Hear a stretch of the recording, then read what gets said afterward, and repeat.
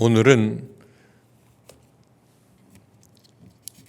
마음을 완전히 비워야 비로소 알아들을 수 있는 그런 말씀입니다.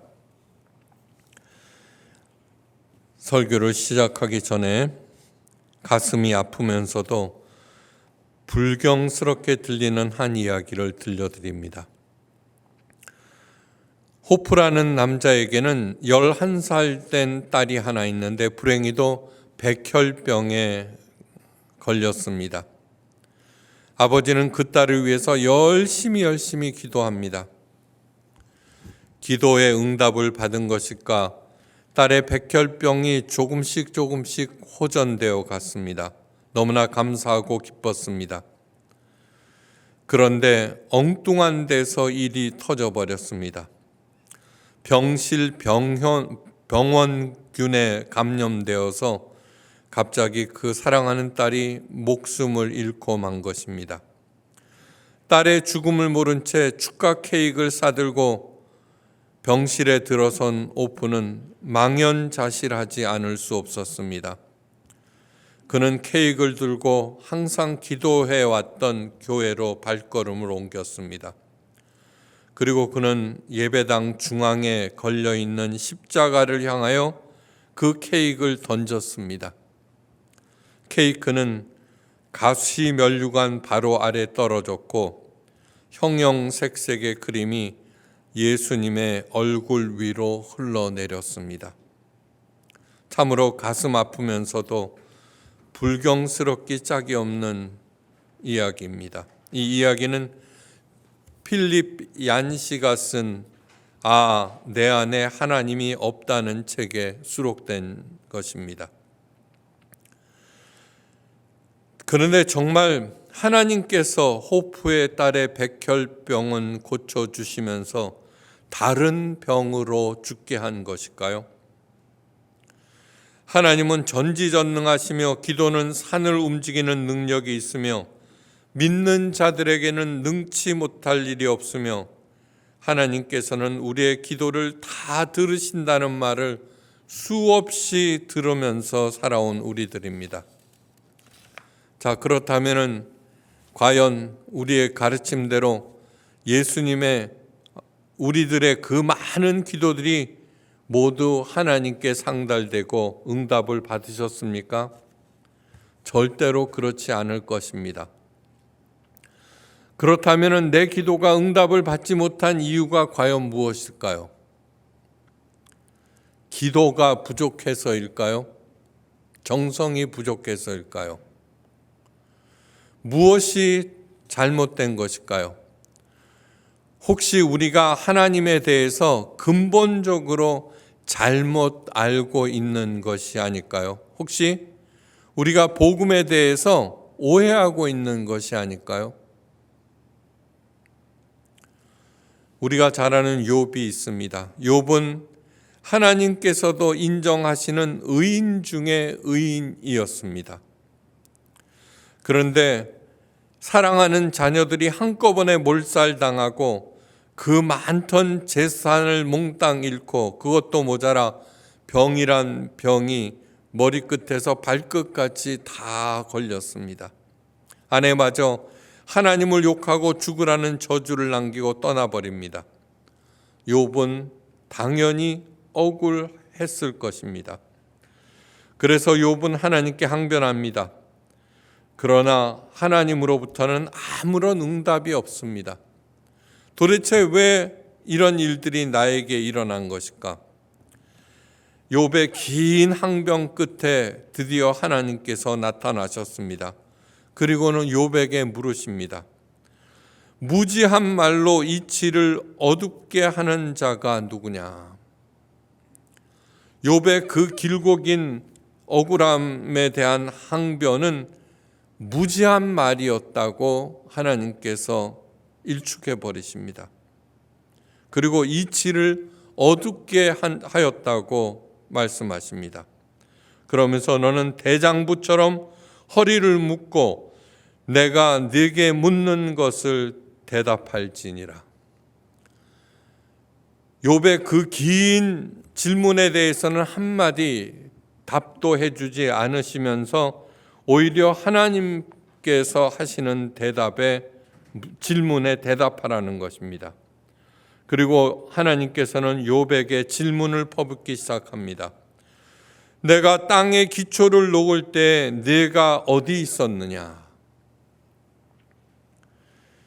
이 엄청난 고난과 고통이 왜 내게 임한 것이냐는 욥의 질문은 완전히 무시하시고 하나님께서는 무려 60개가 넘는 질문을 욥에게 퍼부으셨습니다. 하나님의 그 질문들에 대해서 욥은 아무런 대답도 하지 못했습니다.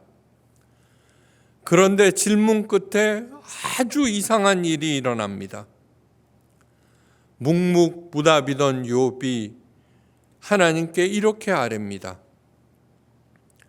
내가 스스로 깨달을 수 없는 일을 말하였고 스스로 알 수 없고 헤아리기 어려운 일을 말하였나이다.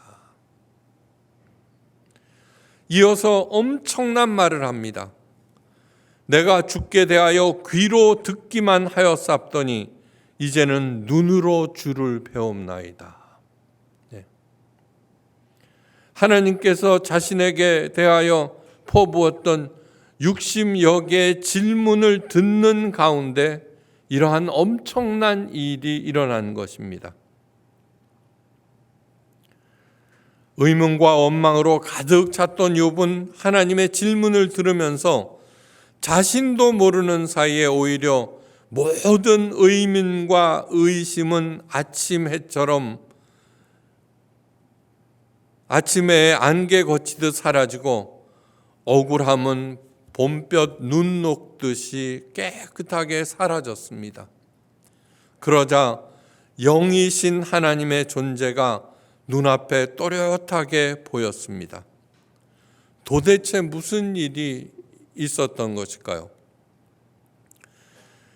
하나님께서 하신 질문 중 귀를 사로잡는 것이 있었습니다. 네가 내 심판을 패하려 하느냐? 스스로 의롭다 하여 나를 불의하다고 하느냐? 아무리 억울하고 이해할 수 없는 일이 일어나고 설사 내가 그 일을 당해도 하나님은 절대로 불의하지 않으시다는 것입니다. 절대로. 내가 당한 일이 억울하고 정말로 이해할 수 없고 답답하더라도 그러나 하나님께서 불의하셔서 그런 일이 일어나게 하신 것이 아니라는 것입니다. 언제나 어떤 무슨 일을 당해도 하나님의 의로우심은 절대로 인정하라는 것입니다. 절대로 인정하라는 것입니다. 그런 일들을 일으키는 하나님이 어떻게 의로우냐? 그런 의문을 갖지 말라는 것입니다. 이러이러하니 하나님은 불의하다고 하는 한 하나님의 뜻과 마음은 절대로 이해할 수 없습니다. 그렇게 하는 한 이러이러하니까 하나님은 불의하다. 그것은 내가 하나님을 판단하는 것이고 내 생각과 규정 속에 하나님을 가두어 버리는 결과를 낳는 것입니다.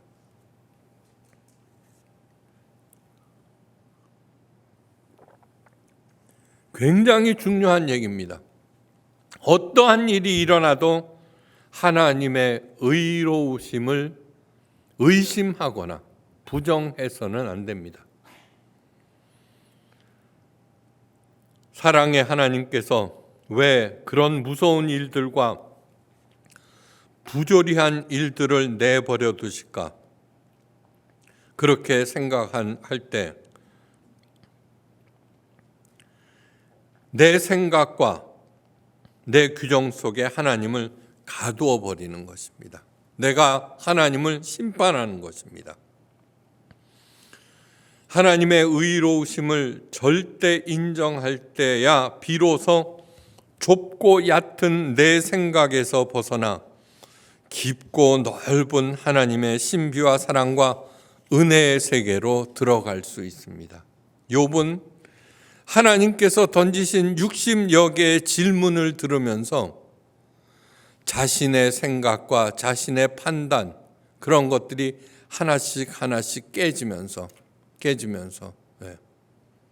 자신의 생각 속에, 자신의 판단 속에 가두어 놓았던 하나님이 해방되시면서 귀로만 들어왔던 그 하나님을 눈으로 보게 되는 것입니다. 하나님의 수많은 질문들을 들으면서 욥은 스스로 갇혀있던 생각들이 하나 둘 깨져나가는 것을 보았습니다. 그러자 억울함도 분노도 의심과 의문, 마침내 죽음마저도 욥을 가둬 놓을 수 없습니다. 당연히 하나님이 보였습니다. 우리들은 지금 하나님, 예수님께서 친히 가르치시는 산상수훈을 듣고 배우고 있습니다. 이 산상수훈을 통해서 우리 예수님께서 원하시는 것은 우리를 가두어 놓고 있던 틀을 하나씩 깨나가는 중입니다. 당시 가장 무섭고 튼튼한 틀은 율법이었습니다. 율법을 지키지 못해서 지질이 고생하며 천국에도 들어가지 못한다고 굳게 믿었던 사람들,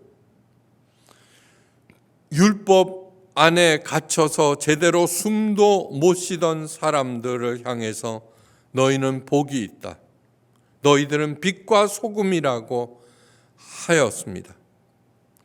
예수님의 말씀을 듣고 받아들인 사람들은 그 틀에서 해방되면서 눈이 열리고 율법의 감옥에서 벗어나 영생의 빛을 보았습니다.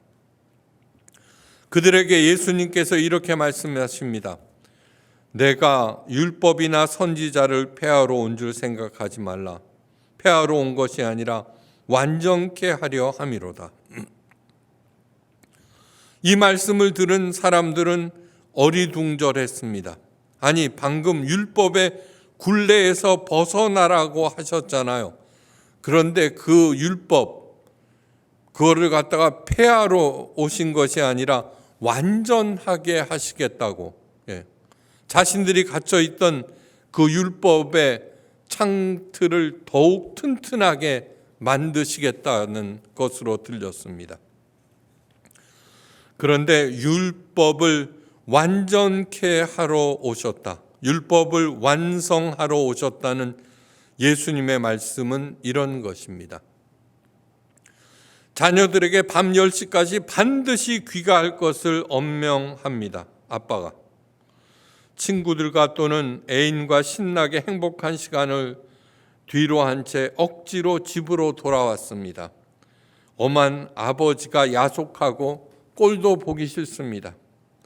그런데 지키지 않으면 무서운 아버지로부터 벌이 떨어질까 두려워서 어쩔 수 없이 10시까지 돌아옵니다. 그러던 어느 날 아버지가 통금 시간을 완전히 없애버리겠다는 것입니다. 야호, 그 지긋지긋한 10시 귀가 규칙을 멀리 차버리려고 하는 순간 아버지께서 그 규칙을 폐하는 것이 아니라 완성하려는 것이야 라고 하십니다. 도대체 이건 무슨 뜻일까요? 일찍 들어오라는 것입니까?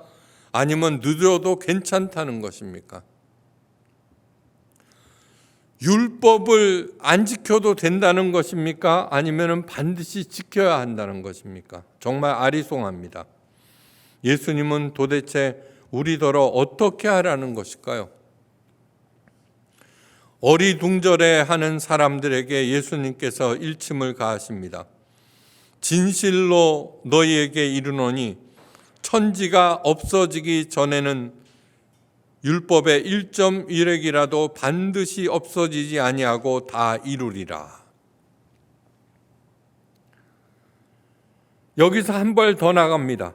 그러므로 누구든지 이 계명 중에 지극히 작은 것 하나라도 버리고 또 그같이 사람을 가르치는 자는 천국에서 지극히 작다 일컬음을 받을 것이요 누구든지 이를 행하며 가르치는 자는 천국에서 크다 일컬음을 받으리라. 예수님의 이 말씀들은 우리들을 새로운 세계로 더 깊이 인도하시겠다는 말씀입니다. 율법을 폐하러 온 것이 아니라 완전케 하러 오셨다는 이 뜻을 올바로 깨달을 때만이 욥이 귀로만 듣던 하나님을 눈으로 볼 수 있듯이 우리들은 비로소 새로운 세계로 더 깊이 들어갈 수 있습니다. 예수님의 말씀을 올바로 이해하기 위해서는 먼저 율법과 계명에 대해서 올바로 인식하셔야 합니다. 올바로. 모든 율법의 중심이요 근간은 바로 십계명입니다.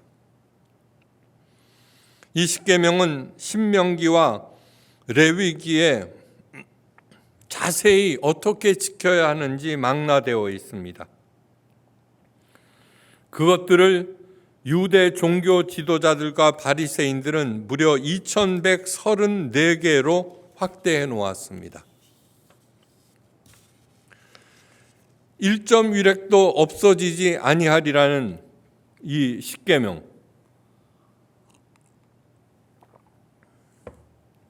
율법의 중심인 십계명은 반드시 숙지하셔야 합니다. 반드시. 폐하하셨다 하면은 안 해도 되지만 폐하러 온 것이 아니라 완성하러 오셨다 하셨기 때문에 반드시 숙지해야 합니다. 나 외에 다른 신을 내게 있게 말지니라. 우상을 만들지 말라. 하나님의 이름을 망년 때 일컫지 말라. 안식일을 거룩하게 지켜라. 내 부모를 공경하라. 살인하지 말라. 간음하지 말라. 도적질하지 말라. 내 이웃에 대하여 거짓 증거하지 말라. 내 이웃의 것을 탐내지 말라. 1.1획도 없어지지 않는다는 말씀은 십계명의 내용은 어떤 상황에서도 반드시 지켜야 한다는 뜻입니다. 세상이 변했다고 우상을 만든다든가, 우상은 무엇이냐 하면 부처님상 이런 것이 아니라 우상은 하나님보다 더 중요한 모든 것이 우상입니다. 네. 폴 틸리가 말했습니다. 하나님보다 중요한 모든 것은 다 우상이다. 건강, 행복, 이것이 하나님보다 더 중요하면 건강, 행복은 나에게 우상이 됩니다. 폴 틸리가 덧붙입니다. 우상은 악마적인 힘으로 반드시 그 우상 숭배자를 파괴한다. 명심하셔야 됩니다. 우상을 만들지 말라. 안식일을 아무렇게나 지키거나 부모님을 공경하지 않아도 되는 것이 아닙니다. 다 이루리라는 것은 완성의 주체가 하나님이라는 뜻입니다. 자, 어느 누구도 십계명을 완전하게 지킬 수 없습니다. 절대로 없습니다. 하지만 십계명은 우리가 지향해야 하는 방향을 가르쳐 줍니다. 그래서 십계명은 삶의 이정표입니다. 이정표가 없으면 우리들은 길을 헤맬 수밖에 없습니다. 그러므로 십계명은 반드시 외우셔야 합니다. 또 하나, 십계명은 하나님의 은혜의 세계를 알려주는 울타리입니다. 만약에 우리가 십계명을 지키지 아니하면 하나님의 은혜의 울타리를 넘어선 것입니다. 벗어난 것입니다. 지금 내가 거짓 증거하고 있구나. 그것을 알면은 다시 돌아올 수 있습니다. 십계명은 무엇이냐 하면은 이정표이자 울타리입니다.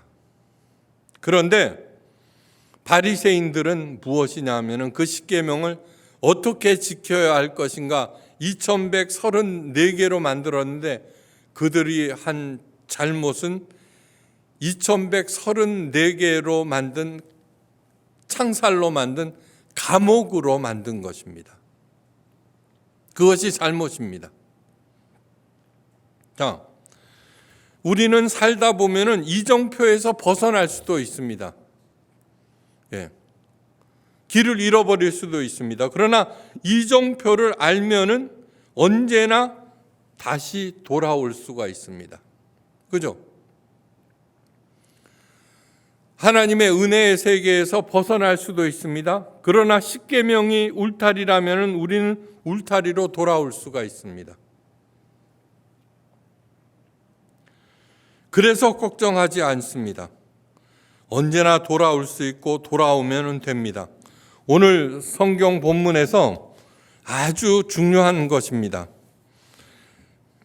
누구든지 이 계명 중에 지극히 작은 것 하나라도 버리고 또 그같이 사람들을 가르치는 자는 천국에서 지극히 작다 일컬음을 받는다. 지옥으로 가는 것이 아닙니다. 여러분, 천국에서 크다고 지칭받고 작다고 우러름을 받고 그 천국 가면 되는 것이죠. 그래요, 안 그래요? 왜 조용하십니까? 아주 중요한 내용입니다. 이것은 십계명을 이정표와 울타리로 생각하는 사람들에게 일어나는 일입니다.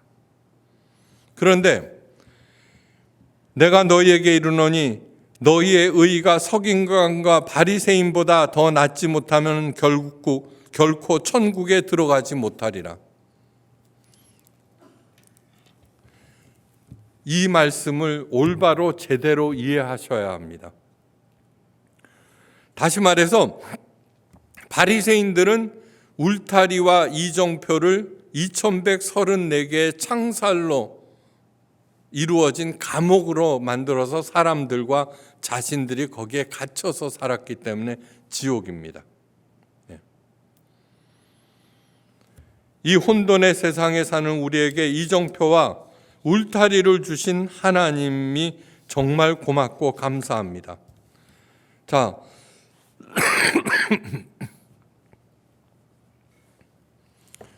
지옥에 천국에 들어가지 못한다는 바리새인과 서기관들의 의보다 낫지 못하면 지옥에서 산다는 그 말씀, 그것을 한 예화, 알아듣기 좋은 예화로 가르쳐 드립니다. 마음씨 착한 한 여자가 결혼하였습니다. 그런데 남편은 너무너무 엄격하고 꼼꼼한 사람이어서 출근할 때마다 그날 해야 하는 일을 적은 목록을 여자에게 주었습니다. 빼곡하게 적힌 그 일을 하는데 마음이 내키지 않는 일을 하니까 하루 종일 지옥입니다. 그죠? 더 큰 일이 있습니다. 그것은 남편이 퇴근한 후에 집으로 돌아와서 그 점검표를 놓고서 일일이 점검하는 것입니다. 해놓은 일들이 완벽주의 남편의 마음에 들지 않습니다. 잔소리가 이어집니다. 그래서 남편이 들어오는 발자국 소리만 들려도 가슴이 오그라듭니다. 하나님께서 이런 남편을 그대로 봐주실 리가 없죠. 갑작스럽게 죽었습니다. 그러다가 이 착한 여자는 다른 남자를 만나서 결혼을 합니다. 그 남자는 능력도 있고 돈도 있는 데다가 그 여자를 너무너무 사랑하였습니다. 그래서 하고 싶은 일을 마음대로 하라고 돈도 듬뿍듬뿍 주었습니다. 여자는 너무나 행복했습니다. 그 착한 여자는 그 사랑스러운 남편을 기쁘고 행복하게 해주기 위해서 굳은 일도 마다하지 않았습니다. 그 착한 남편을 더욱더욱 날이 갈수록 깊이 사랑하게 되었습니다. 하루는 창고를 정리하다가 낡은 상자를 발견하였는데 그 상자를 열어보니까 전 남편이 매일 자신에게 주었던 목록들이 차곡차곡 가득 들어 있었습니다. 불현듯 전 남편의 그 쫌스러움이 떠올랐습니다. 그리고 혼자 말로 이렇게 중얼거렸습니다. 이 사람아, 지금은 그때보다 훨씬 더 많은 일을 하지만 하나도 힘들지 않고 행복하기만 하다네. 이 예화에서 오늘 예수님께서 하신 모든 내용이 고스란히 담겨져 있습니다. 이 여인의 말이 기독교 신앙의 진수입니다. 바로 예수님께서 원하시는 것입니다. 사랑하지도 않는 사람에게 뭔가를 얻어내겠다면 그 사람에게 잘 보이려고 할 것입니다. 그죠? 만약에 그것을 하지 않으면 벌 받을까 두려워서 전전긍긍하는 가운데 살아갈 것입니다. 바리새인들은 하나님을 사랑하지 않으면서도 2134개의 율법을 잘 지켜서 하나님으로부터 복을 얻겠다고 몸부림치는 사람입니다. 그러나 정말 상대방을 사랑한다면 복에 상관없이 그 사랑하는 사람과 함께 있는 것 자체만으로도 감사하면서 그 사람이 좋아하는 일을 할 것입니다. 그것도 신나게 열심히. 일하다가 피곤하면 어떻게 해요? 네. 내일 하면 되고 쉬어도 되고. 그런데 그 사랑하는 사람이 와서 너 당신 왜 일 안 하고 쉬고 있어? 이렇게 하지 않지 않습니까? 그죠?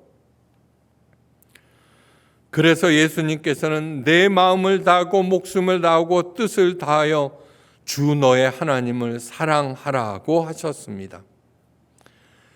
하나님을 누구보다도 무엇보다도 사랑하는 마음, 그것이 바로 율법을 완성시키는데 참여하는 나의 마음입니다.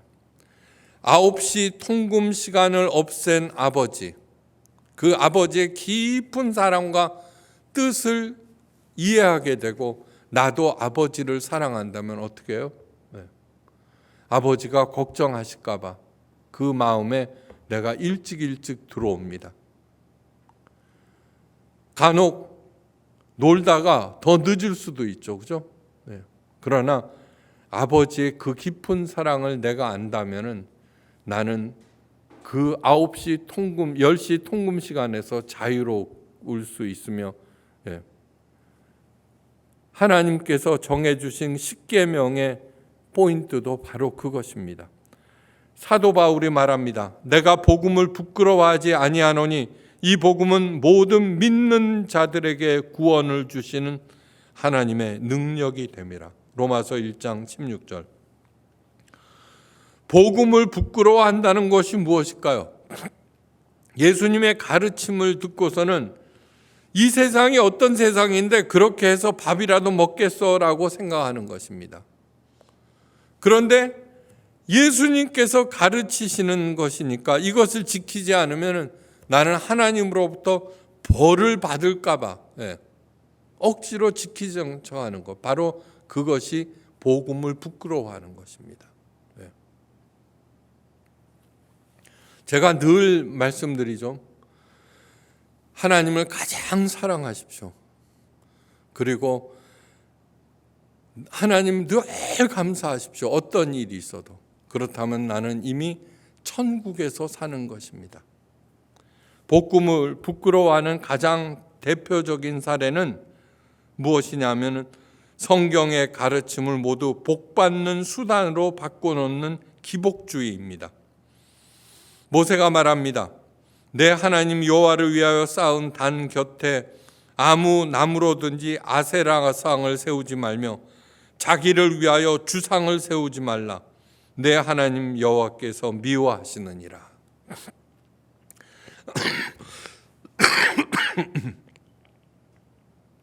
아세라는 번영의 신 바알의 어머니입니다. 하나님을 위한 제단에 나를 위한 번영의 신을 세우지 말라는 것입니다. 하나님과 번영의 신을 같이 섬기지 말라는 것입니다. 하나님을 복받기 위해서 섬기지 말라는 것입니다. 하나님을 사랑하며 오직 하나님의 뜻에 내 삶을 완성시키라는 것입니다. 하나님을 가장 사랑할 때 하나님의 마음이 보이고 하나님과 마음이 합한 사람이 되고 먹든지 마시든지 하나님의 영광을 위하여 살게 됩니다. 그리할 때 하나님께서 나를 온전한 하나님의 자녀로 세우시며 마침내 완전한 구원을 이루어 주십니다.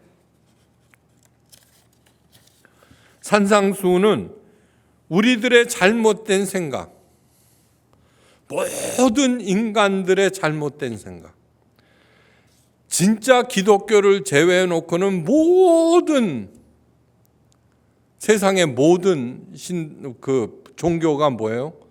신을 잘 섬겨서 복 받겠다는 기복주의로 가득 차 있습니다. 오직 예수님만이 그 복 받겠다는 생각을 깨트려 버립니다. 너희들은 이미 복 받은 존재야. 가난해? 아니야, 복 받은 거야. 네. 깊이 생각하시기 바랍니다. 내게 주신 하나님의 능력을 발견하고 강화하기 위한 가장 구체적인 하나님의 방법들을 설명한 예수님의 첫 번째 수업입니다. 우리가 가보지 못한 세상이라면 하나님의 방법만이 가장 큰 능력을 발휘함을 잊지 마셔야 합니다. 하나님을 무엇보다도 누구보다도 사랑하시기를 주의 이름으로 축원합니다.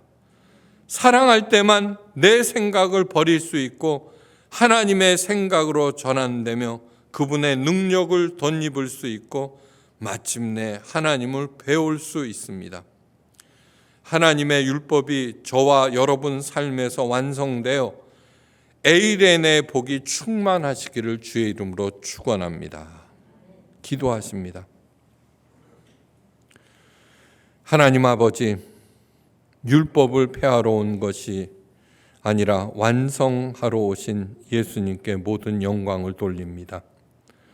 하나님의 은혜의 이정표와 은혜의 울타리로 주신 십계명을 쇠창살로 만들어 스스로 갇히고 사람들을 가둬놓는 바리새인들, 하나님을 사랑하지도 않으면서 복 받으려고 그것을 지키려고 몸부림쳤던 헛된 몸부림 우리들 하지 않게 하시고 무엇보다도 누구보다도 하나님을 사랑하여서 하나님의 은혜의 세계에서 영생 복락을 누리는 우리 모두가 되게 하옵소서.